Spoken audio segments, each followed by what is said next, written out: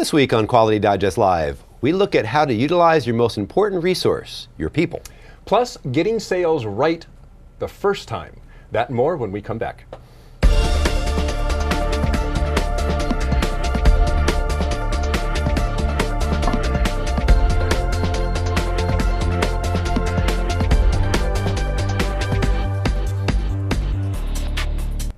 Welcome back to Quality Digest Live for March 30th, 2012.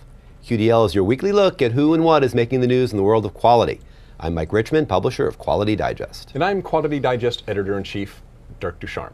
Well, one of our first news items today was actually a story from the Conference Board. According to a recent survey from the Conference Board, there is a big difference in the concerns that trouble Western CEOs versus Asian CEOs, West versus East. According to the survey, CEO Challenge 2012, top executives in Europe and the US say global political and economic risk and government regulation are their most pressing concerns. But in Asia, CEOs name innovation as their top challenge, closely followed by human capital. So in the United States, for instance, CEOs say that government regulation is the most critical challenge they face, followed by global political and economic risk, innovation, and human capital. So CEOs are viewing the growing uncertainty of overall regulatory environment as a roadblock to long-term planning. Okay, no big surprise there. But among Asian CEOs, the most critical challenge is innovation, followed by human capital. Global expansion and sustainability is tied for third place. Well, in thinking about this, this kind of makes sense, because if you're thinking about it in an emerging market, it's all about keeping going. It's almost, unfortunately, is status quo. We've got our market, we've got our strengths. Yeah. Now we want to. It's all about risk management and not losing what you've got. Well, if you don't got it to begin with, if you're an emerging market like China, India, and so forth, then it's all about. And my way of thinking is risk taking. Right. You want to innovate. You want to be expanding. You want to be taking those chances because you've got to make your market. So a real different perspective depending on whether you're already successful or not. It's interesting though, because if you think about these American companies and these European companies, they maybe are a little too risk adverse. Maybe that they're looking at it and they're saying, well, gosh, we have this base and we want to keep it, so we're not going to take those risks and we're going to focus on these issues. But maybe that's inhibiting their growth a little bit. Maybe they need some of that Asian Well, energy. Exactly. That would be my point. Is that when you're hungry, you're a lot more willing to go out and innovate. Yeah.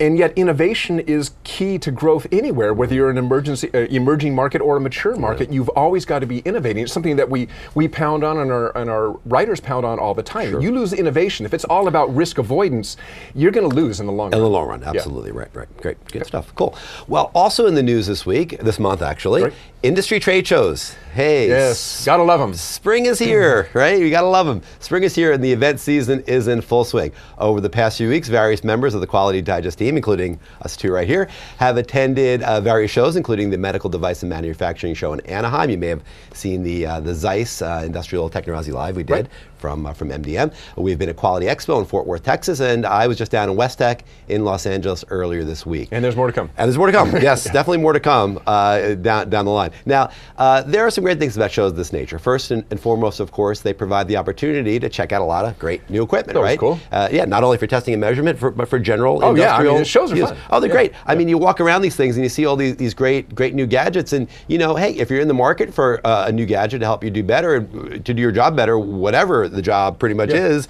you can certainly expect to find some great options in events like these shows, right?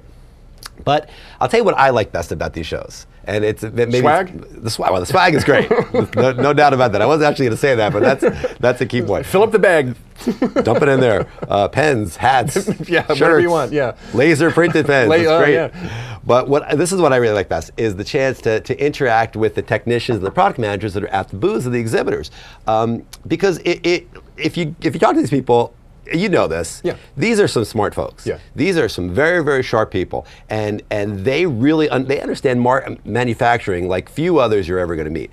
And if you go to one of these shows and you walk around and you talk to people in these booths and you ask them questions about what your process is or questions or problems that you have, you're going to get some good answers. You're going to get answers that you didn't expect, and not necessarily answers saying, well, here's my thing and here's what'll work for you. You're going to get some good high level perspective on what you're doing. Now, there are some questions that I always ask when I go to these booths and I talk to these people. I want to know, what are your customers doing? What are the novel ways in which they're using your product line? What are they doing to get better and work smarter, right? It's really a great way to gauge the pulse of the industry. Sure. Find out what's going on out there, not only with the service providers, but the users as well. I'll be honest with you, to tell you the truth. Attendance at the shows in general is down a little bit. Yeah, I think it's down, and there are several reasons for that. But the service and equipment providers are still there in force. You generally don't see too much of a diminution in the booth space at these shows. A little bit, but not too much. I think the attendance maybe is down a little more in the booths.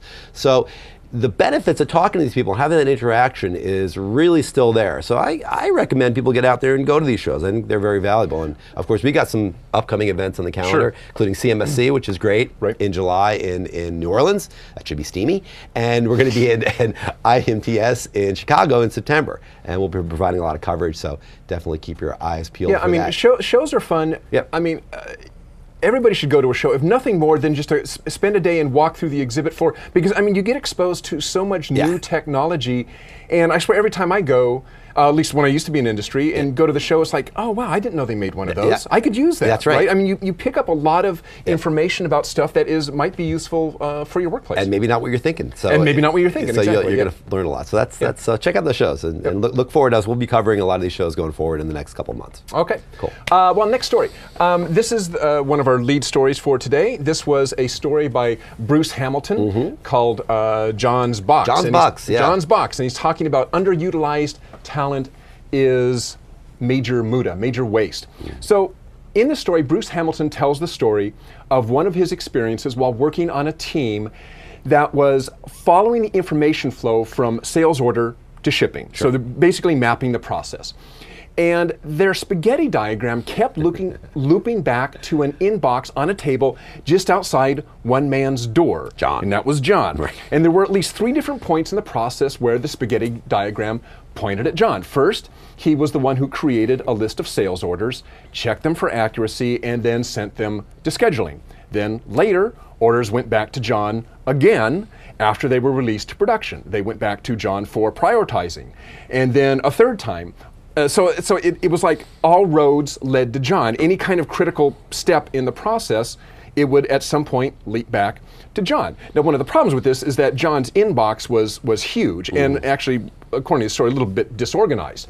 So Bruce talked to John about this, and John admitted that, yeah, he could be a bottleneck, but because there were so many problems in the system, it was him who had to check and cross-check constantly. I mean, he felt that he had to be part of this bottleneck and part of this process because he was the one who understood how all the pieces connected and could cross-check. And this is where the story gets interesting. The moral of the story, where we talk about why it was John and why John got to this place in the organization. Exactly. The reason John ended up in this position is that for over 30 years, he had held almost every position in the company. He knew everybody. He knew the products. He knew the processes. The customers. He knew where all the he knew the customers. He knew where all the gremlins were. So over time, he kind of became the de facto gatekeeper.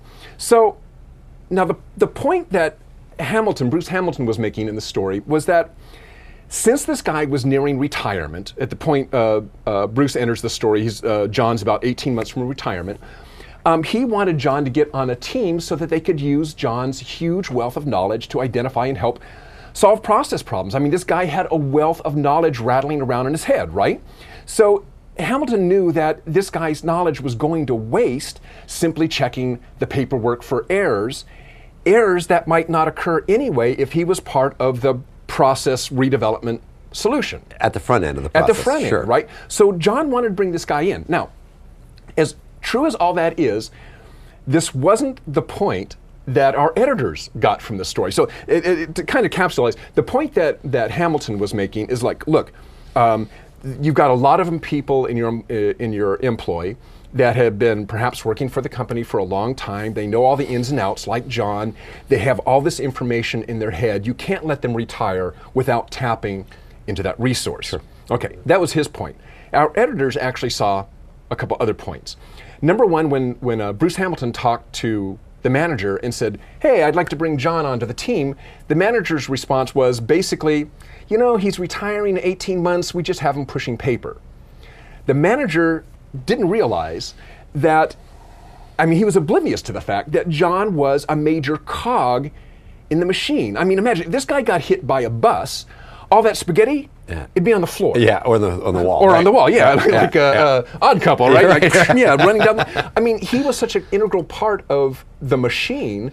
And the thing is, the manager didn't realize it. It's like, he's just a paper pusher. We just have him watching the paperwork. But the people did. The people knew. And they were the ones that were like, oh yeah, all roads lead to John because this dude knows everything, right? So that was the other thing, is this dude knows everything. Whether you have a good process or not, you cannot risk having one person being the sole holder of knowledge. And that is something that happens a lot in large companies, but probably more critically in small companies. It's been our case several times where it's like, holy mackerel, this one woman or one guy knows like the whole thing and nobody else does. We got to be cross-trained, right? The keys to the kingdom. So that was the other thing that came out. Things that Bruce didn't, maybe Bruce noticed them, but he was focusing on one thing, right?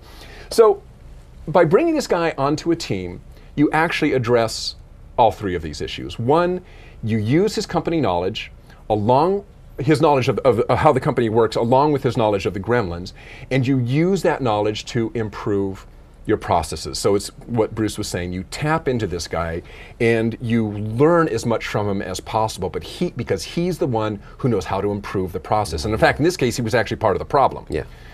He just didn't know it. That shared knowledge also helps other people to understand the process so that that knowledge is spread out over several people. So a person can be sick, or they can die, or they can quit, or be fired, or retire, and you don't lose that knowledge.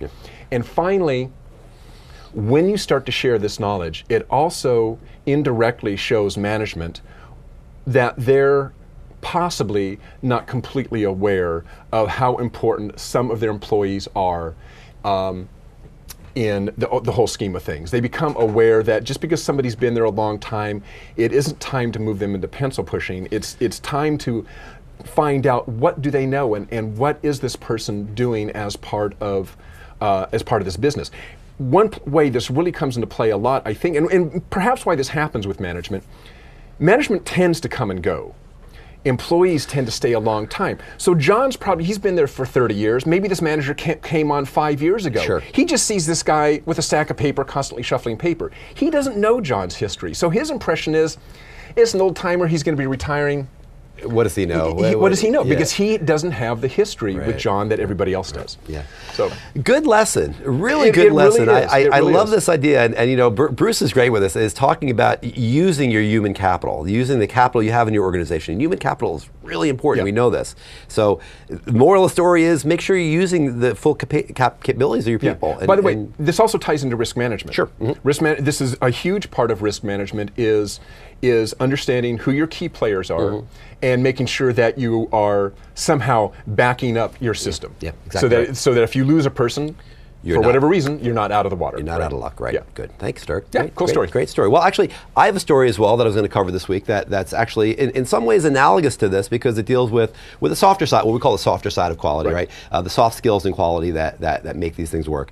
The article was written by a relatively new columnist of ours, someone who's written for us a few times in the past, Arun Hariharan, who is based in India, and his articles were First Time Right in Sales, parts 1 and 2, which appeared in Tuesday and Wednesday's issues of Quality Digest Daily, about 3,000 or 4,000 words in total.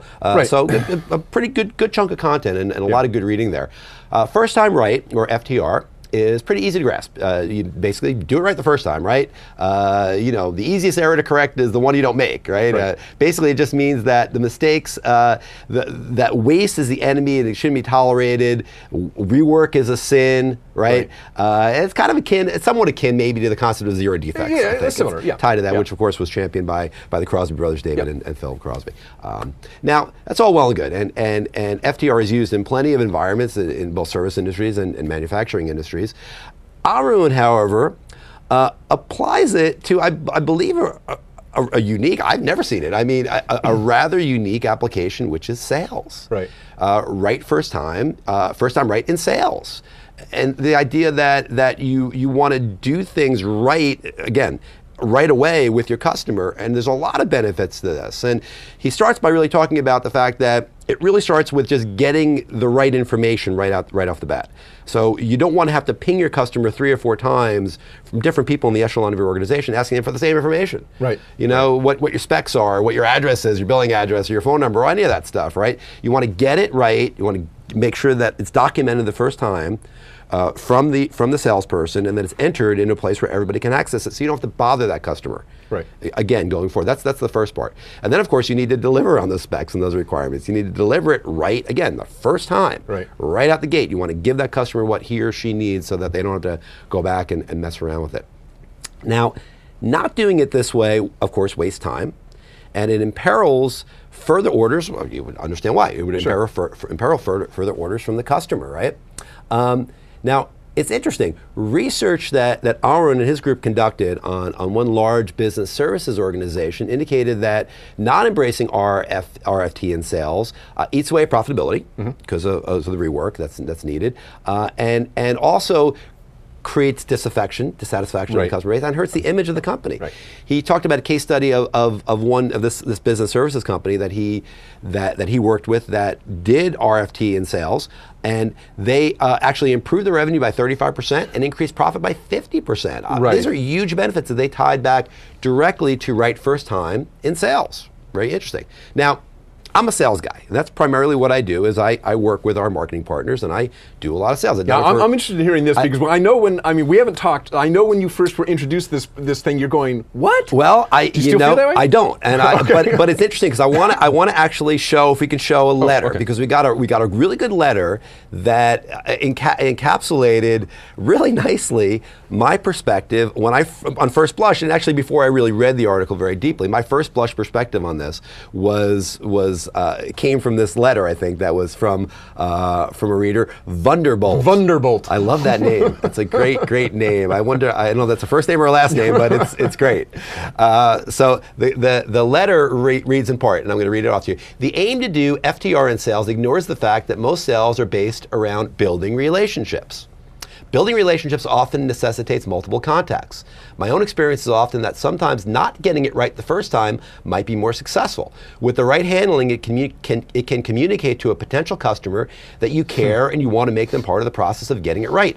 I would like to know what real salespeople among your readers think. Well, I think I'm a real salesperson, and like I say, initially I thought, well, yeah, sure. I mean, I've had experiences, we've all had experience in sales where something didn't go right the first time, and you had a chance to make it right, and you had a chance to impress that customer with your energy and your resolve and the fact that you wanted to do it and you wanted to give them what they wanted, and they say, well, that team is on it. But really, when you think about it, from the customer's perspective, it still is a workaround. I mean, you jumped on it, you made it right, you showed that you were resolved, and that you wanted to do it, and that you had respect for them, but you didn't get it right the first time. They wasted their time, they maybe wasted their money, you certainly kind of aggravated them in the process. So I see what Wunderbolt's saying. I understand what Wunderbolt's saying, and I've kind of embraced that sometimes in my career in sales.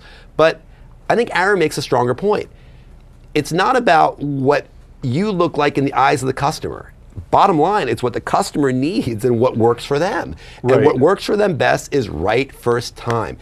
Take the time right out the chute, find out what they need, work with your development team internally to make sure you can give them what they need, deliver it on time at the right price, do what you say you're going to do. That's the best way to manage customers. I think to carry forward a little bit from what Wunderbolt was saying is, in a way, he does have a point. Sure. Is if your service is always perfect, to the customer it somewhat becomes, in their mind, a commodity. It's like, well, everybody does this. And they don't see the differentiation in customer service that they might get from you because they never have to deal with you on a customer service. When I realize that's kind of nitpicking, but I kind of see what he's saying. And again, I initially would probably somewhat agree with you, but I don't. Having really read and really looked at Aaron's piece, no, I think customers really want that perfect experience. In and out. In and out. They want it because everybody's busy. Hey, who's not busy? They want that perfect experience right out the chute. And I think that they don't really care to interact with their customer service people. They have to straighten out a problem. Just assume not. You know, I mean, it's kind of like the Titanic had great lifeboats, maybe, or maybe they didn't. But you don't want to have to find out, right? I mean, you want it to be right the first time. And Aaron makes an excellent point. I highly recommend that anybody who's in sales or any part of the organization that's in a sales organization read these articles. Really, really good, interesting, provocative content. So check it out. Okay. Good. Very good. Aaron is a great contributor. New guy, relatively new, but every time he writes, it's awesome stuff. Yes, it is. Okay, so actually, Tech Corner is kind of, in a way, going to tie into all this as well. It is, yep. One of the things a lot of people don't like doing, if you've ever had to do it, is write work instructions. How you do something right the first time. And you'll find assembly instructions. No matter what kind of job you have, somewhere, hopefully, how you do your job is written down, how you assemble something. Now typically, and I've done this, you use whatever tools you have at hand. You use Microsoft Word, or you use maybe PowerPoint, or some people use Excel. And you put your text in, you put your image in that goes with that step in your assembly process or whatever. It works well until it comes time to edit it. In which case, if you're in Word, if any of you ever had to deal with text blocks and image blocks and move them around and shift them, you'll know it is not fun. And also, there's no revision control. I mean, true revision control. So what we're going to look at today is a product, a free product, that really makes creating work instructions with images really easy. And I'm going to go to my screen share here, and let me zoom in on this so that you guys can actually see what we're going to talk about here today. Okay. Excuse me. This is a product called LockStep. This is LockStep free. And by the way, free is no bells attached, no bells and whistles attached. This is, you don't have a logo sitting on there every time you print it out. You don't have like a certain amount of time to use this. This is a free program that works really well. And there is a paid version of that, and I'll get to you in a little bit what the difference is. But I just want to show you really quick how easy it can be to create work instructions when you have a program that's actually really designed to create work instructions. On the left-hand side here, we see a tree, and this tree is kind of where you organize all the various pieces of your work instruction. On the right-hand side, you have your properties window, and that simply shows you the properties associated for whatever you've selected in the tree. I'll step through the tree really quick. On the very outside, we have these blue folders. The purpose of the folders is to kind of organize your project. So just kind of think of them as a project folder, nothing more than that. Within your project, I have one up here called Make a Clock. This is really where you start to build your work instructions and everything associated with the work instructions. So you can put in your sub-assemblies. So I have a sub-assembly here called tick-tock clock. And then I could have another sub-assembly called, this isn't named anything, but I might have it called fascia. And I might have another sub-assembly called packing. And these are all going to contain your work instructions for that particular sub-assembly. Within a sub-assembly, you can put parts. So you can build a bill of materials within your document here. You don't have to, but it's probably easiest if you do. Within a bill of material, within a part, you can attach images of the part. Perhaps you want people to actually see what the part in that bill of material looks like. Again, that's optional. Underneath our bill of materials, we actually start to build our documentation, our work instructions that are actually going to go out in the line in front of the technician or assembler. And this is all very easy to do. So I've got a couple parts in here already. I'm going to add another part. So I'm going to right-click on my sub-assembly. I'm going to say Add New Part. I'm going to come over here, and I'm going to say, I'm going to give it a part number. Let's call this GGG3. We're going to say this is a part number. We'll give it a name, Gear 3. I've got other fields I can fill in, including a very detailed description. So a lot of information you can include on a part. I'm going to save that part, and we now see it shows up here in our tree. Now I want to add a picture to it. So I'm going to say, well, import media, and I'm going to scroll down to where I've saved a picture of Gear 3, and that comes in, and now Gear 3, by the way, now I can also rearrange this by dragging this anywhere I want. That's the nice thing about this kind of software, is you can drag your elements and organize them after the fact very easily. So if I dive into this, if I dive in, there's Gear 3, you can see there's my description, there's the part that I input, so now I've added a part. So now we've got all the parts in our bill of material. Let's go down and look at our assembly instructions. You can see I've already added a couple of instructions here. If I click on Gear 1 and 2, it says mesh gear with one with Gear 2, please. Add Gear 3, mesh Gear 3 with Gears 1 and 2. But let's add another instruction. Let's say I'm going to click on our folder. I'm going to say Add New Text. And the title of this is going to be Add hands. And I'm going to give my work instructions. I'll say attach the hands to gear 3. There we go. And now we can see that this instruction now is at the bottom of our list. Again, I could rearrange this if I wanted. I can add an image to this to show people what I mean. So I would come back here, import media, and I would put in my picture now of, there you go, everything's assembled. And now I've added that. Now, there's a couple other options we can do. We can add certain types of instruction, classes of instruction. So I'm going to add some more text, and I'm going to put a big warning up here. And rather than an instruction, I'm going to say this is a safety issue. And I'm going to say, don't pinch, except I'll spell pinch right, don't pinch your fingers. Good advice. Good advice. And you'll notice now that this is a safety warning. So you see you've got the little stop sign icon there, just kind of lets you know. And I'm going to move that up at the top because I want people to see it. And let's add another instruction, add new text. And this is, we're going to call this test. So I'll say wind clock and make sure it ticks.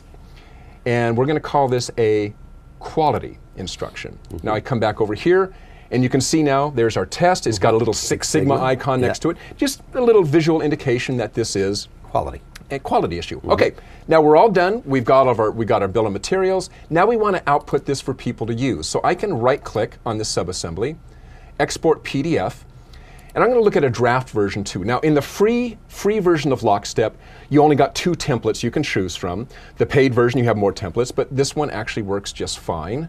I'm going to say OK, and I'm going to get myself a PDF, and I'm going to open it, and we'll see what this looks like.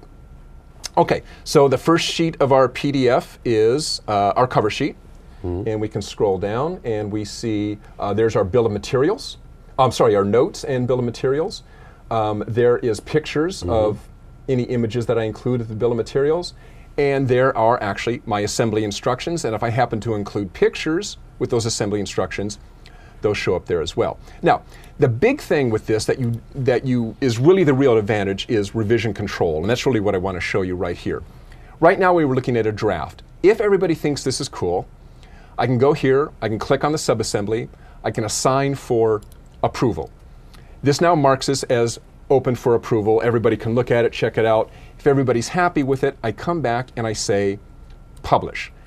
Publish, and then I'll give this a name. I'll say this is published because of ECN Engineering Change Order 1020. Okay, once you publish it, you can no longer make any changes to this version of the document. It is cast in stone. The only thing you can do now is create another revision. So this is now the published version, and I can print out now this published version.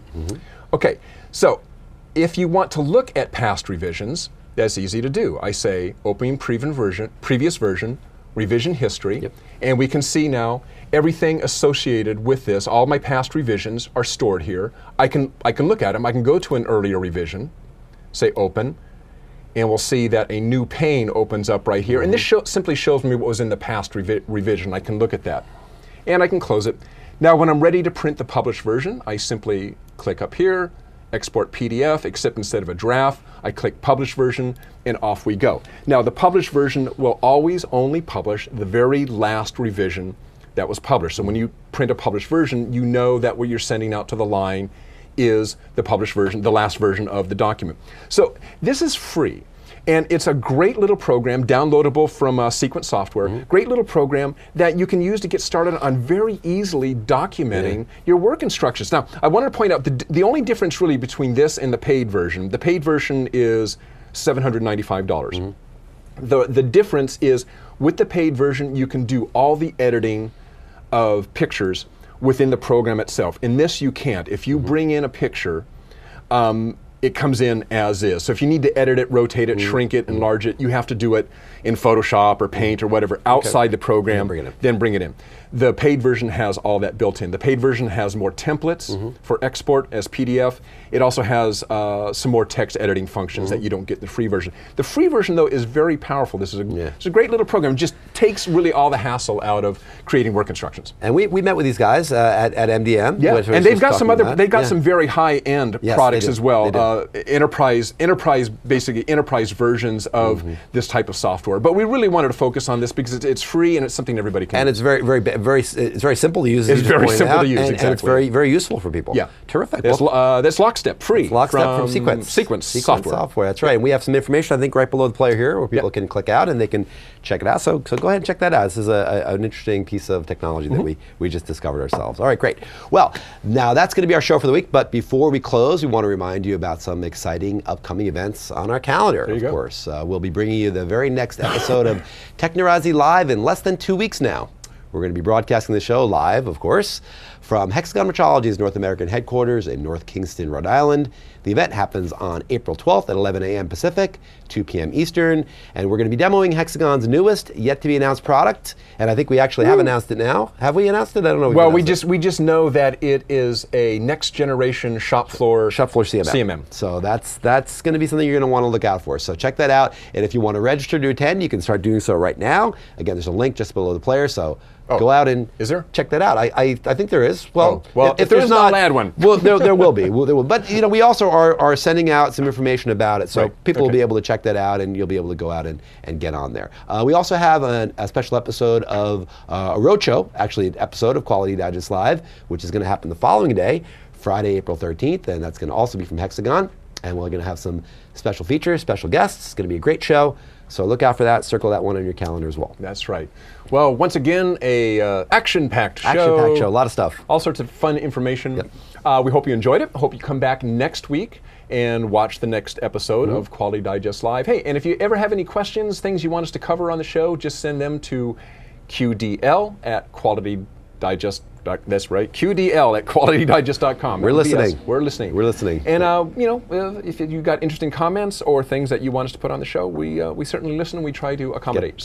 Get them on there. There you go. Great. Have a great. There we go. There you go. So have a great weekend, and we'll see you all next week. So long. Bye.